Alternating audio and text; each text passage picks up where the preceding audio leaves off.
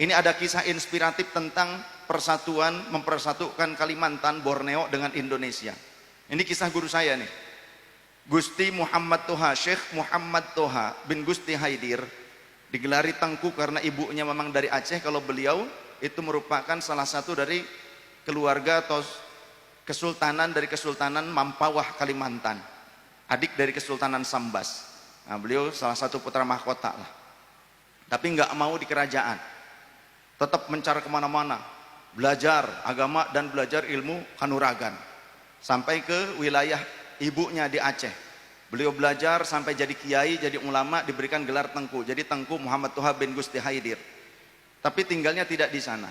Dulu pada masa Kalimantan atau Dayak belum mau bergabung dengan NKRI, bingung Pak Karno. Sedangkan Kalimantan itu termasuk kepulauan yang paling besar, ya,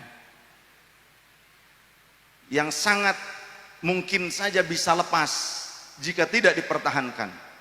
Makanya dulu ada perjuangan merebut Papua Barat juga kan, daerah Papua, kemudian juga Kalimantan.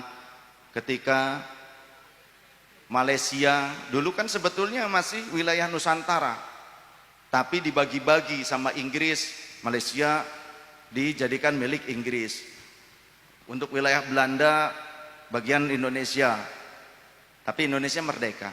Sedangkan kalau Malaysia itu dimerdekakan menjadi persemakmuran, artinya hasil daripada dikasihani. Tidak seperti Indonesia yang merdeka hasil dari perjuangan para pejuang bangsa.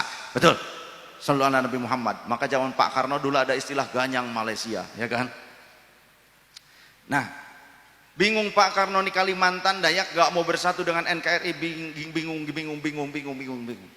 Maka ada seorang tokoh NU pada saat itu yang pernah menjadi ketua NU, ketua PBNU. Siapa?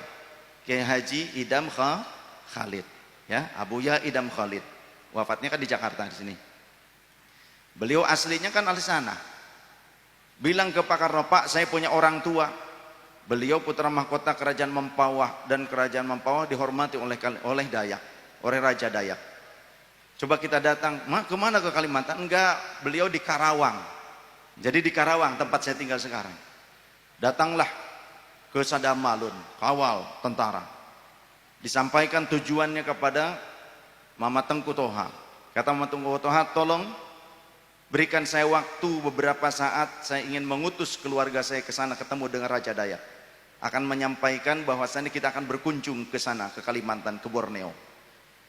Ketika sudah sampai kembali menyampaikan informasi itu, dan Raja Dayak akan menerima kunjungan Presiden Soekarno dan Gusti Muhammad Toha. Maka diberitahu Pak Karno datang lagi ke Karawang. Tapi kata Mama Tengku, Pak, kita siap-siap berangkat ke sana, tapi tolong bawakan garam dan tembakau sebanyak-banyaknya. Pak Karno bikin memo, kirim ke Eretan, Indramayu untuk mempersiapkan garam sebanyak-banyaknya, dibawa oleh truk tentara. Kemudian beliau kirim memo juga ke Kudus untuk meminta dipersiapkan tembakau-tembakau yang siap dikonsumsi, yang sudah diproses, ya, mole biasa, baku mole, dibawa pakai truk-truk tentara. Kemudian sudah siap mereka melakukan perjalanan dengan kapal laut sampai ke Kalimantan. Di jalan setapak orang-orang Dayak begini, Gusti Taha, Gusti Taha. Nah, Raja Dayak turun, tadinya tinggalnya ada rumah di atas pohon yang paling tinggi, turun, ada di bawah itu rumah tinggi juga panjang, tempat menerima tamu-tamu kehormatan. Pada saat di situ kemudian diterima dengan baik Pak Karno, Gusti Muhammad Toha. Kata Raja Dayak, Gusti Taha, saya hormat kepada keluarga Mampawah, tapi kalau diminta untuk ikut bergabung dengan Indonesia, dengan Republik Indonesia, ada syarat. Apa Tuan Raja syaratnya? Kata Muhammad Toha, syaratnya Gusti Taha harus kalahkan dulu saya. Baik kalau begitu, kalau saya kalah, kami akan ikut Republik Indonesia. Tapi kalau saya menang, saya tetap hormat kepada keluarga Mampawah, tapi tidak akan ikut dengan Republik Indonesia. Disediakan ada 2 cangkir, warnanya putih dari kayu pasak bumi. Makanya kalau sekarang di sana dijual ya cangkir dari kayu pasak bumi warnanya putih, di Kalimantan banyak tuh, jadi merchandise. Diisi air, ini mah air doa sayang, ini dulu dah ya. Ceritanya diisi air, curuluk begitu ada suaranya ya. Kemudian kata Raja Dayak, silahkan Gusti Taha minum. Muhammad Tengku Muhammad Toha sebelum meminum doa dulu ya. Tapi sebelum diminum, sebelum dipersilahkan, Raja Dayak mengeluarkan kerisnya dulu, dimasukkan keris itu ke dalam air, cair, bagian besinya itu cair hilang, tinggal gagangnya doang.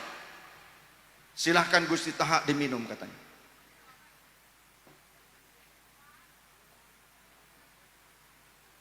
Ya. Maka diterima oleh Gusti Muhammad Toha doa. Ya namanya kiai doa. Bismillahirrahmanirrahim. Usolli hamba berkehendak dalam pegangan Nabi Muhammad sallallahu alaihi wasallam.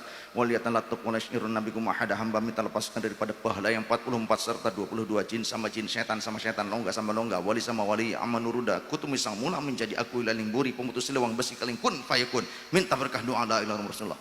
Bismillah. Ada dari tadi ngomong baik.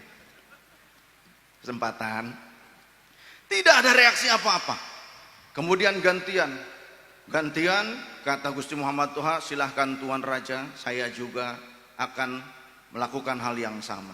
Beliau dikasih pisau kecil oleh gurunya, yakni eyang saya, ayah dari kakek saya, Said Ahmad Zakaria Ba'alawi, yang pernah menjadi salah satu mufti Masjidil Haram sejaman dengan Syekh Muhtar At-Tarid, dengan Syekh Ahmad Khatib, sejaman dengan Syekh Nawawi.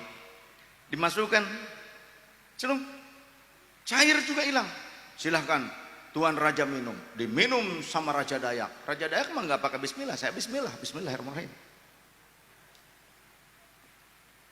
Kan perutnya kelihatan, nongol pisau di perutnya. Nah, ini kalau saya tarik Tuan Raja mati. Ampun Gusti Taha, ampun, saya ngaku kalah. Baik, kami Borneo akan ikut dengan Republik Indonesia, tapi dengan syarat apa? Tolong suplai terus garam dan tembakau. Udud, hidup udud. Ngudud. Saya tidak ngudud, tapi silahkan saja yang mau ngudud, niatkan membantu malaikat bikin awan. Sallallahu alaihi Nabi Muhammad.